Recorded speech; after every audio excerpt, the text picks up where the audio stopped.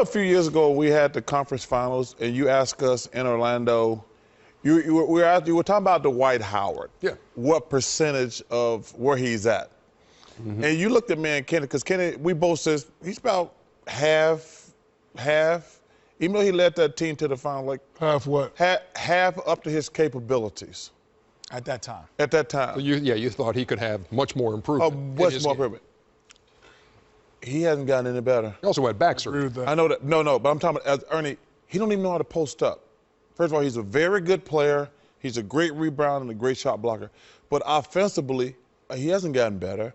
You notice how he gets 1 or 2 offensive fouls a game? Because he don't know how to post up. He posts up with his arms way down here. You watch great players post up. They know you get your arm up here. You don't swing your arms and things like that. I like him a lot as a person.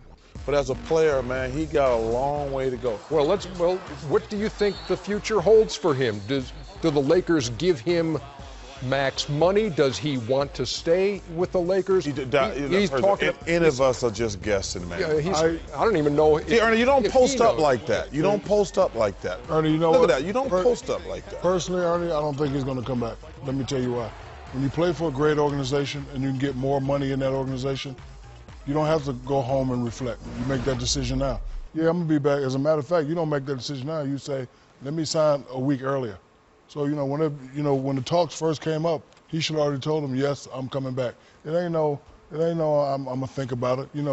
Being that he's going to think about it makes me lean towards he's going to do what he did in Orlando. He's going to, play with people. When you're dealing with a great organization like the Lakers, they have a tough decision to make this summer because, if you're not going to come back, let us know so we can make some moves. Well, so, my thing is. I think he can. So, my you think thing he what?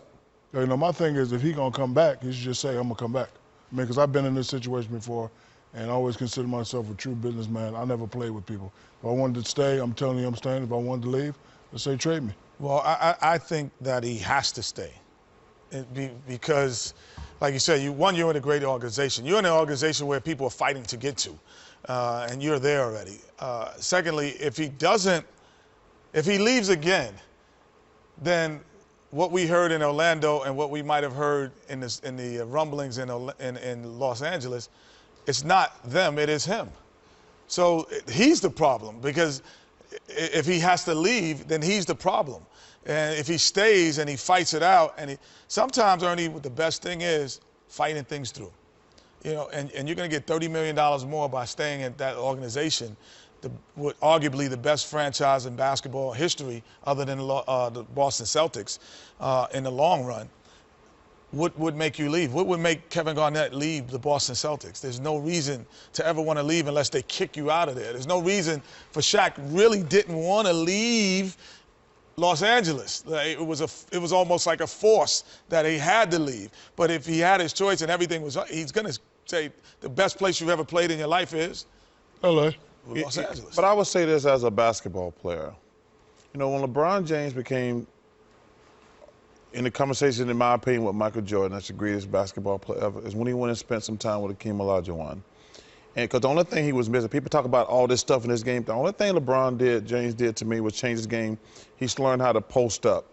Because that took these little guys out. When he became a post-up player, it changed his entire overall. He did. Dwight went to Hakeem. But I'm saying he needs to go do it some more, Ernie. Yeah, but that's not going to work. It doesn't have to even go to Hakeem. He can go. He got Kareem there in L.A. Listen, Kevin McHale's the best player I ever played against.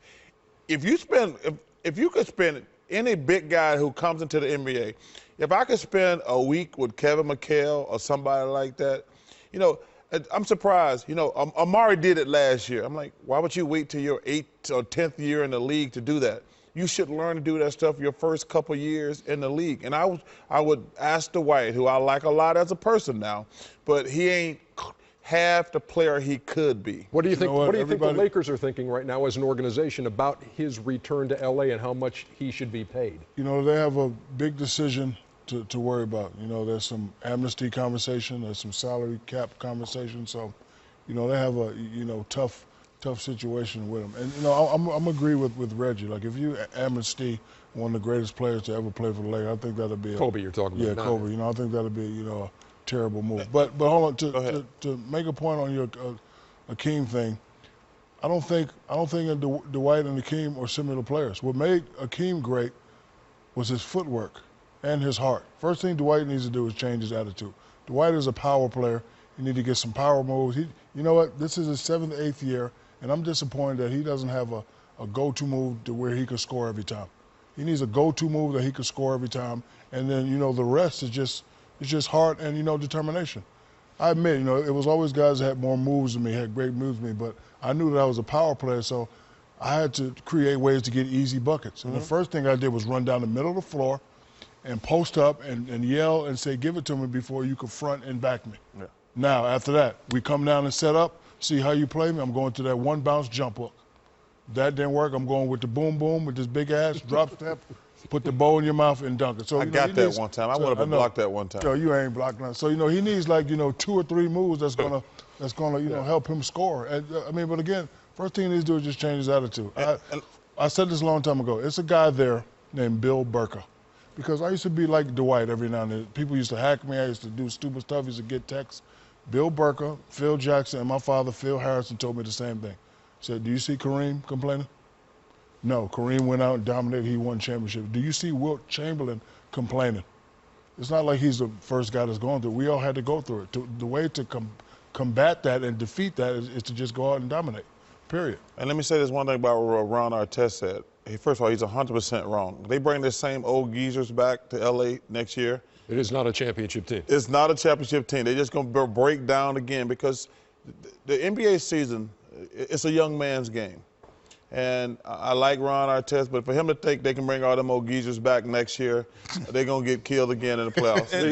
It's over for the Lakers. 45-37 regular season and a 4-0 sweep at the hands of the Spurs. We've talked about the Dwight Howard situation. Going to be an interesting summer. The only Lakers signed through the 15 season is Steve Nash. Kobe is signed through next season as is.